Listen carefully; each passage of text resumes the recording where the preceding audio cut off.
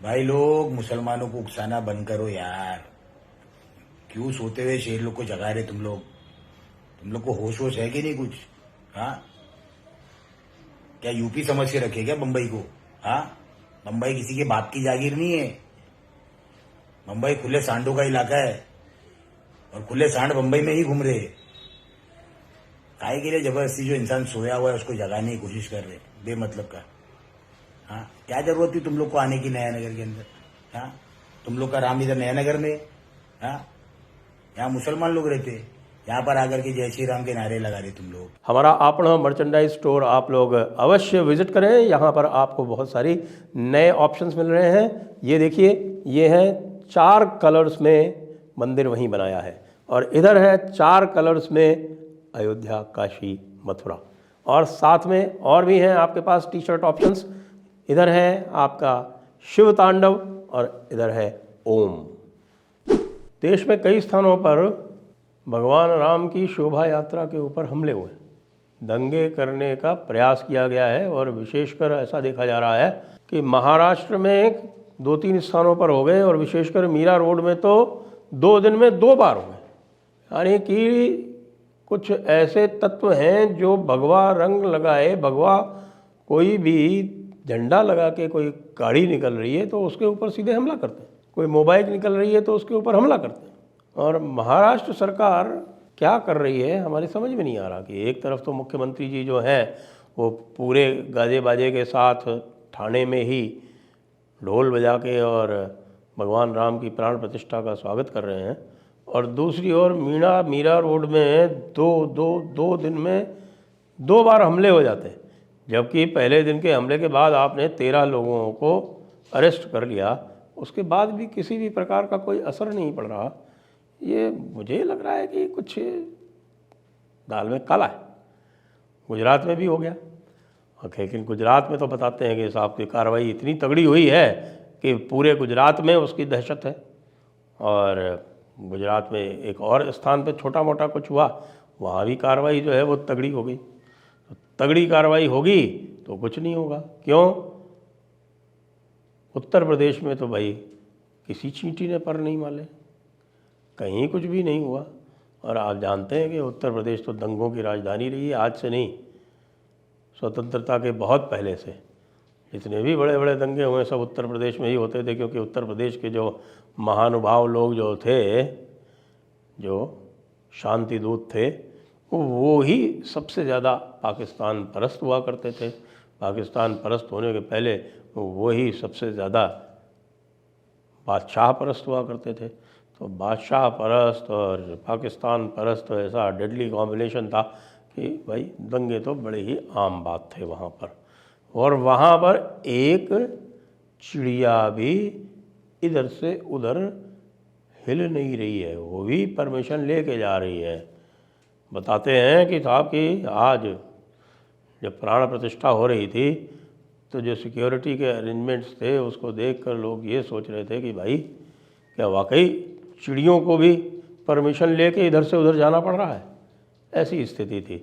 और दूसरी तरफ महाराष्ट्र में जहाँ सरकार तो एनडीए की ही है, सरकार चलती तो नीति निर्देशन में केंद्र सरकार के ही है, वहाँ पर ऐसी स्थिति हो रही है मुंबई जैसे शहर में जहाँ किसी भी प्रकार से न तो पुलिस की कमी है, न पुलिस की नफरी की कमी है, न पुलिस के अफसरों की कमी है, न किसी प्रकार के असलहे की कमी है केवल मुझे लगता है कि संभवतः यहाँ पर कुछ आपस में चल रहा है क्या।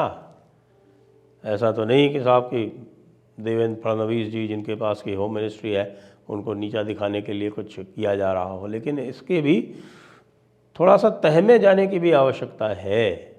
और आवश्यकता इसलिए भी है क्योंकि हम लगातार देख रहे हैं कि ये जो हिंदुओं की एक, मैं कहूँगा कि एक प्रकार से एक युग परिवर्तन का एक युद्ध घोष जैसा हुआ है।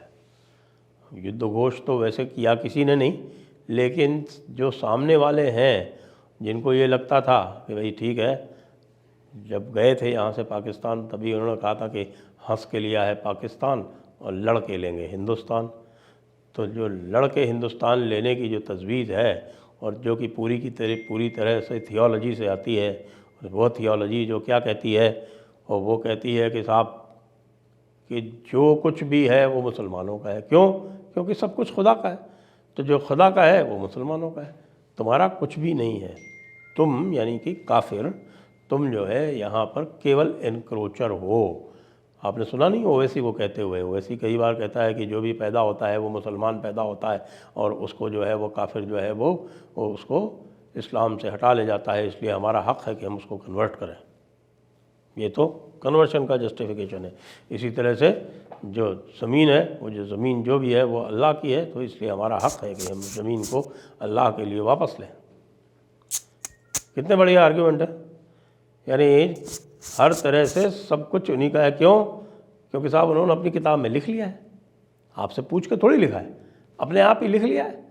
और अपने आप लिख लिया है, जैसे भी ताकत आएगी तो उसको वो इन्फोर्स कर लेंगे। पाकिस्तान में करते हैं ना, पाकिस्तान में देखा होगा आपने, पाकिस्तान में तो इज़्ज़त भी महफूज नहीं है। रोज़ाना लड़कियों का अपहरण होता है, हिंदू बच्चियों का अपहरण होता है, छोटी छोटी बच्चियों का अपहरण हो जाता है, और अपहरण होकर उनको जो है वो कन्वर्शन कर लेती हैं वो। और एक बार कन्वर्ट हो गया सही या गलत तो वो वापस आ नहीं सकता, उसके लिए मौत की सज़ा है। तो ये जो वन वे स्ट्रीट है पाकिस्तान में, उस तरह की वन वे स्ट्रीट खैर भारत में तो नहीं है, लेकिन भारत में यदि हिंदू मेजॉरिटी है और हिंदू जो हैं वो यूनिवर्सल वैल्यूज़ में विश्वास रखते हैं, और तो इस यूनिवर्सल वैल्यूज़ को ऐसे लोगों पर जो केवल और केवल अपनी स्क्रिप्चरल वैल्यू में विश्वास रखते हैं कि जो उनकी किताब में लिख दिया गया वही सही है, वो चाहे कितना भी इंसानियत के ख़िलाफ़ हो वही सही है, और उसी के हिसाब से सारे काम करेंगे। माल गनीमत जो है वो वसूल करेंगे और ज़मीनों पे कब्ज़े करेंगे, आपके माल असबाब पे कब्ज़े करेंगे। क्यों? क्योंकि उनको ये अलाउड है उनके मज़हब के हिसाब से। तो फिर जो यूनिवर्सल वैल्यूज़ हैं उनका अर्थ क्या रहा? क्यों ऐसा है कि आप अपनी शोभा यात्रा एक समुदाय विशेष के जहाँ पर अधिक मात्रा हो वहाँ से नहीं निकाल सकते, जबकि उनके जुलूस, उनके शब बारात के जुलूस हों या उनके ताज़िए हों, वो कहीं से भी निकाल सकते हैं, मेन रोड तक पे भी निकाल सकते हैं, सड़क पे बैठ के नमाज़ पढ़ सकते हैं, किसी भी प्रॉपर्टी को वक्फ डिक्लेयर कर सकते हैं, अनिल अंबानी, मुकेश अंबानी तक की प्रॉपर्टी को कुछ भी कर सकते हैं। तो ये जो है बात हमारी सही है कि आज यानी कि कल जो है वो भगवान राम की प्राण प्रतिष्ठा हो गई। एक बहुत बड़ा सभ्यता मूलक परिवर्तन हुआ, एक युग परिवर्तन हुआ। जैसा कि प्रधानमंत्री जी ने कहा कि काल चक्र आगे चला है, काल चक्र आगे चला है, लेकिन काल चक्र आगे चलने के साथ साथ दुष्टों के ऊपर, अधर्मियों के, या जिसको हम कहते हैं कि धर्मद्रोहियों के विरुद्ध जो दंड नीति है चाणक्य की, उसको तो अपनाना ही पड़ेगा। क्योंकि चाणक्य ने जो अवयव बताए थे किसी भी राम राज्य के, उसमें जो 4 अंग हैं वो है आन्वीशिकी, त्रयी, वार्ता और दंड नीति। आन्वीशिकी मतलब स्टडी, आप उसको ये कह सकते हैं, रिसर्च कह सकते हैं, यानी कि कोई भी काम करें बहुत अच्छी तरह से समझ बूझ के करें, उसमें दिमाग लगाएं, ड्यू डिलिजेंस करें। अन्वेषिकी। त्रयी मतलब, त्रयी होता है वेद, मतलब धर्म। आप जो है वो धर्म के जो सीमाएं हैं उसके अंतर्गत चले। और वार्ता मतलब ट्रेड, वाणिज्य, और ट्रेड और वाणिज्य से ही जो समाज है और जो देश है वो स्थिर रहता है, ऐसा चाणक्य का कहना था। और चौथा है दंड नीति। दंड नीति भी उतनी ही आवश्यक है किसी भी सभ्य समाज के चलने के लिए। तो यदि महाराष्ट्र की सरकार ये सोचती है कि वो केवल आन्वीक्षिकी त्रयी और वार्ता से चल जाएगी और दंड नीति का उसको उपयोग करने की आवश्यकता नहीं है, तो वो बहुत बड़ी भूल कर रहे हैं।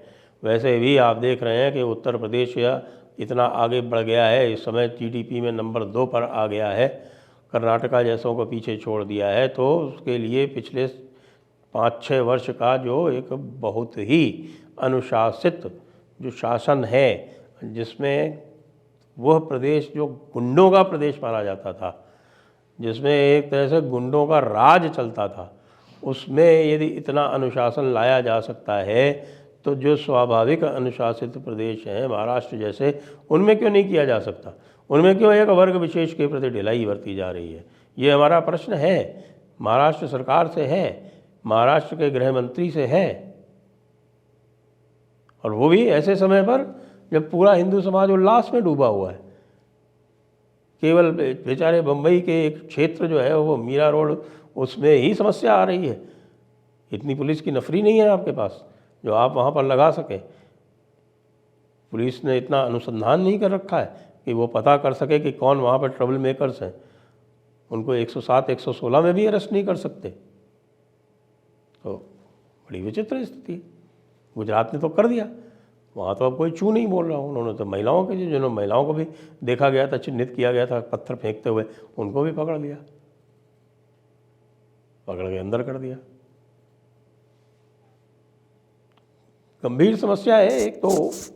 एक जनरल समस्या है। जनरल समस्या ये है कि भाई शांति दूतों की ये जो प्रतिक्रियाएं हैं, उन प्रतिक्रियाओं की जड़ में जाकर उसकी जो थियोलॉजिकल बेसिस है उसको समझ के, और ये जो थियोलॉजियंस हैं इनकी आपको उपचार करना पड़ेगा।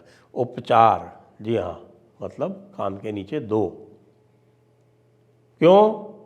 उत्तर प्रदेश का उदाहरण ले लीजिए ना भाई, बार बार कितनी बार कहलवाएंगे। यह बिल्कुल नहीं सहन किया जा सकता कि जब पूरा देश उल्लास में डूबा हो तो उस रंग में भंग करने के लिए कुछ लोगों को अनुमति दे दी जाए। जय हिंद, जय भारत, वंदे मातरम।